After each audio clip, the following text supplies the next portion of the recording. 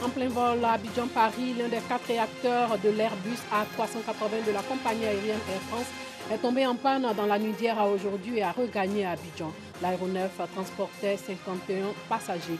Abdelaziz Abouteflika est bien de retour en Algérie. L'avion privé du gouvernement algérien a atterri aujourd'hui à la base militaire aérienne de Boufarik, à une quarantaine de kilomètres au sud d'Alger. Le président algérien, confronté à une contestation, avait été hospitalisé le 24 février à Genève. Bonsoir et bienvenue dans le 19h.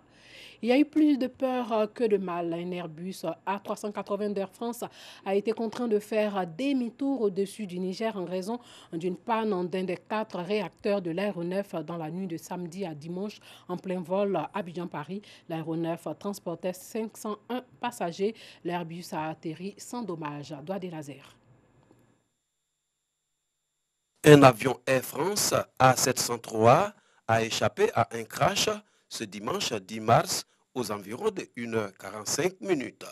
L'appareil en partance d'Abidjan pour Paris n'a pu poursuivre son trajet, raison une panne signalée au niveau de son moteur qui aurait lâché en plein vol.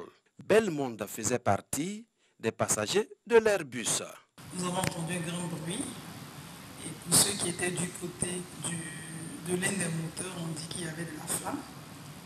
Mais les premières consignes ont été que nous gardions notre calme et notre sérénité.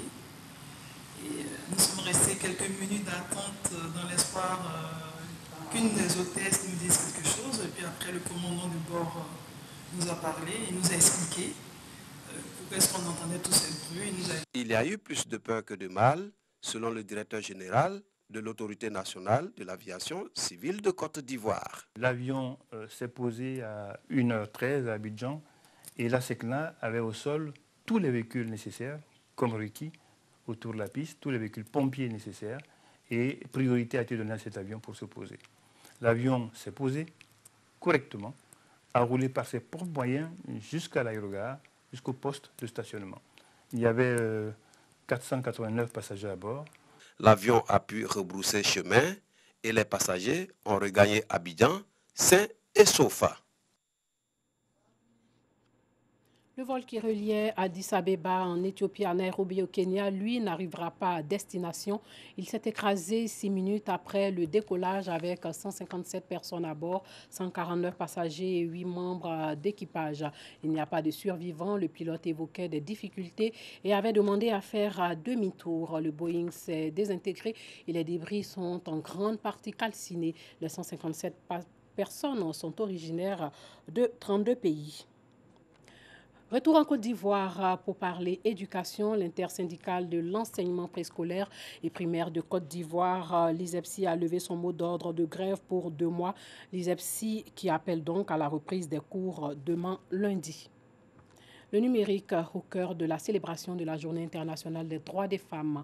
Les femmes scouts, gendarmes, douaniers ont été célébrées. Doigt de laser. Chaque matin, c'est la routine. Aïcha Terra se rend à Cocody à la recherche de son pain. Elle est gérante de cabine, une activité qu'elle exerce depuis 1 an. Je viens 7h30, 8h, plus tard 8h je suis là. Et j'installe mes trucs, je quitte ici au plus tard 19h00. J'arrive quand même à faire mes petits besoins, à payer ma pommade, mon petit savon. Le travail, ça libère.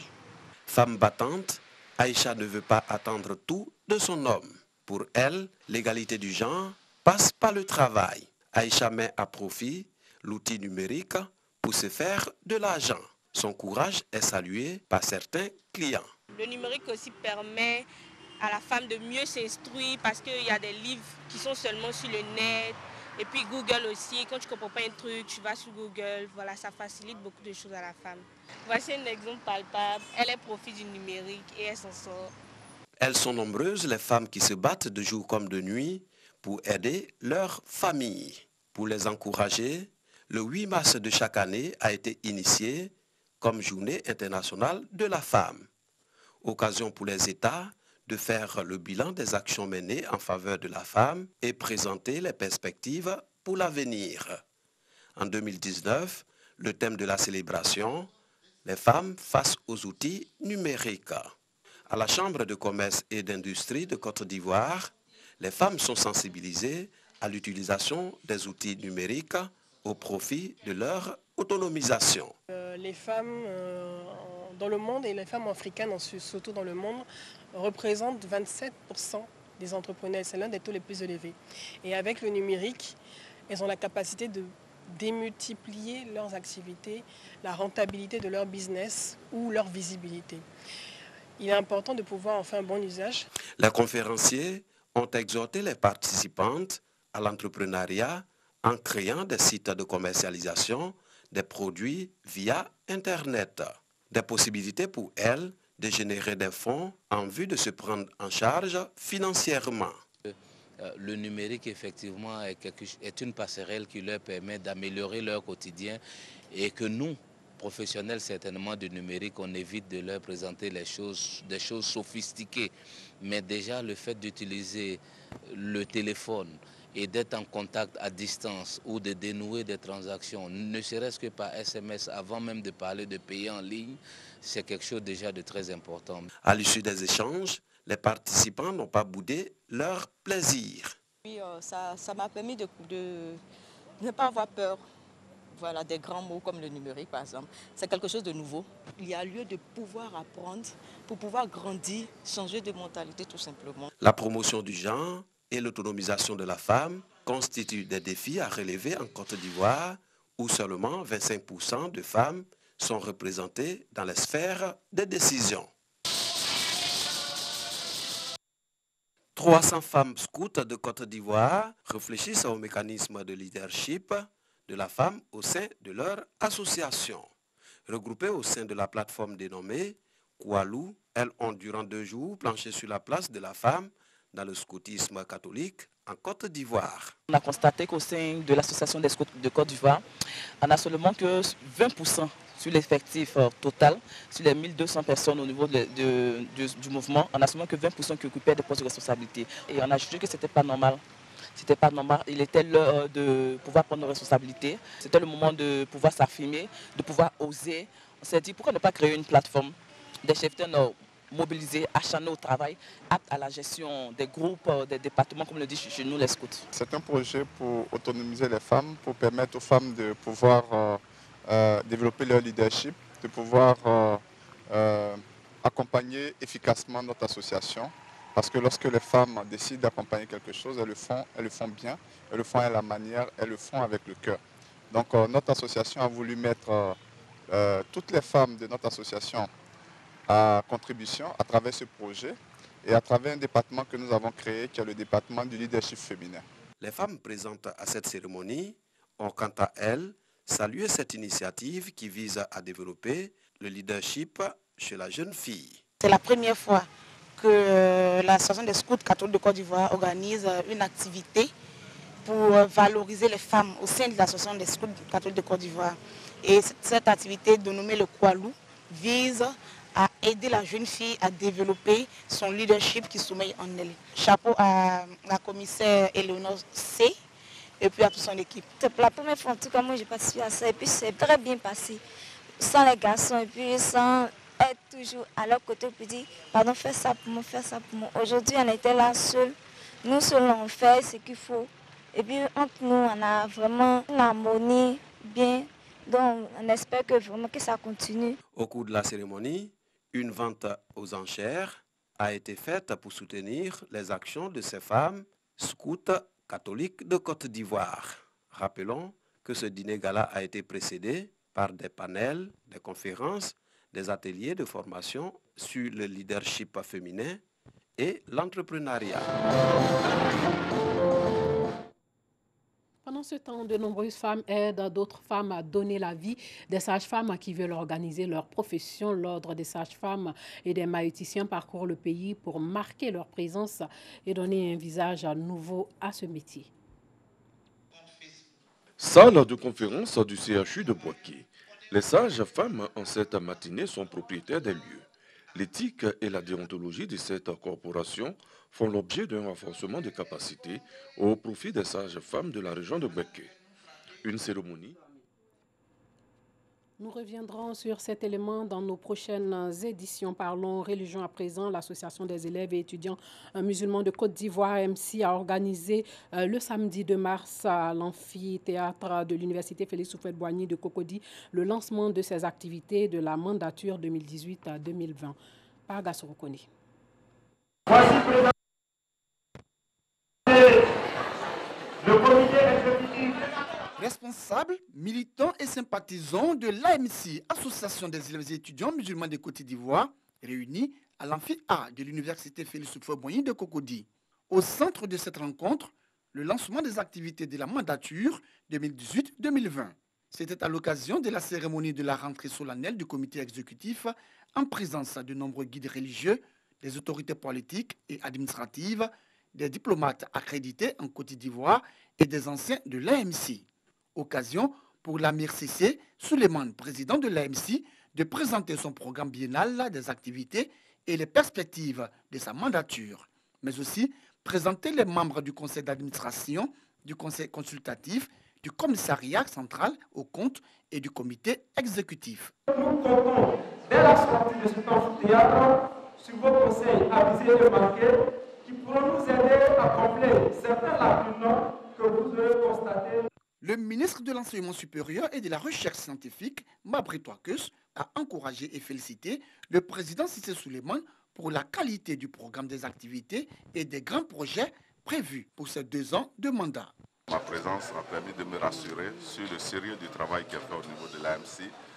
Et donc, je tiens à les féliciter, à les encourager et à leur apporter tout mon soutien. Représentant le cheikh Ouakari Fofana, président du Conseil supérieur des imams en Côte d'Ivoire, COSIM, El Hadj Moustapha Soumaoro, a exhorté le président de l'AMC et son bureau à promouvoir les vraies valeurs de l'islam et à être des ambassadeurs de paix.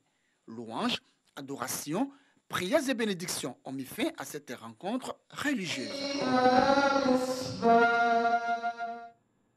Le droit d'une femme lui a été arraché de façon tragique. Son droit à la vie par une autre femme. Elle a été poignardée par sa coépouse. Le drame s'est déroulé à Yamoussoukro, dans le centre du pays. Kader Sogodogo nous rapporte les faits. Le patrouilleur du commissariat du 2e arrondissement de Yamoussoukro est de retour. Une autre enquête vient d'aboutir avec l'interpellation de cette dame. Une ex-militaire en service à la garde républicaine de Yamoussoukro qui a bénéficié d'un fonds de départ à la retraite il y a moins d'1 an. Elle est la 2e épouse d'un militaire qui est en service à la garde républicaine. Avec sa coépouse, le courant ne passe visiblement pas. C'est elle qui provoque et ça moi me frappe à tout. Le monsieur me frappe à tout moment. D'un coup de poing. Ou soit même il m'attrape par le cou. On serra mon cou. Notre ex-militaire décide de passer à l'action, ôter la vie de sa rivale. Et de quelle manière? Je suis rentré dans, dans ma chambre, prendre le couteau qui était là, attendre d'abord qu'elle rentre dans la douche et rentrer sur elle pour lui demander pourquoi à chaque fois elle me rend la vie si difficile. Qu'elle a vu le couteau dans ma main, elle a dit au secours. En disant au secours, elle attrape le couteau. Donc ça devient une lutte. Soit c'est moi ça pique, soit c'est elle ça pique. Je me suis arrangé pour que c'est elle ça la pique. Le corps de la victime, Fatou Diomandé, 36 ans, sera déposé par notre ex-militaire dans la chambre de son beau-frère. Elle ira ensuite vaquer à ses occupations jusqu'à ce que l'enquête aboutisse une semaine après avec son arrestation. Débarrassée de sa rivale, comment se sent-elle? Actuellement, je regrette. Une fois encore, les hommes du commissaire divisionnaire Youssouf Binaté, préfet de police de Yamoussoukro, ont fait prévaloir leur leitmotiv. Aucun crime ne restera sans suite. Nous croyons que c'est ce genre de comportement que nous attendons de la population, c'est-à-dire ne pas hésiter à nous donner des pistes pour que nos enquêtes ne deviennent pas des enquêtes impossibles. Point besoin d'aborder la situation de l'époux polygame. Jusqu'au 1er mars dernier, il avait 2 femmes. Aujourd'hui, avec une épouse décédée et une autre enceinte de 3 mois qui part pour la prison, il se retrouve tout seul. Hors de chez nous, Abdelaziz Bouteflika est bien de retour en Algérie. L'avion privé du gouvernement algérien a atterri aujourd'hui à la base militaire aérienne de Boufarik, à une quarantaine de kilomètres au sud d'Alger. Le président algérien, confronté à une contestation, avait été hospitalisé le 24 février à Genève pour des examens médicaux périodiques. Les opposants au président avaient appelé à une grève générale en Algérie. Aujourd'hui, les transports étaient à l'arrêt à Alger. Les lycées, pour la plupart, fermés dans tout le pays, mais certains commerces et administrations restaient ouvertes.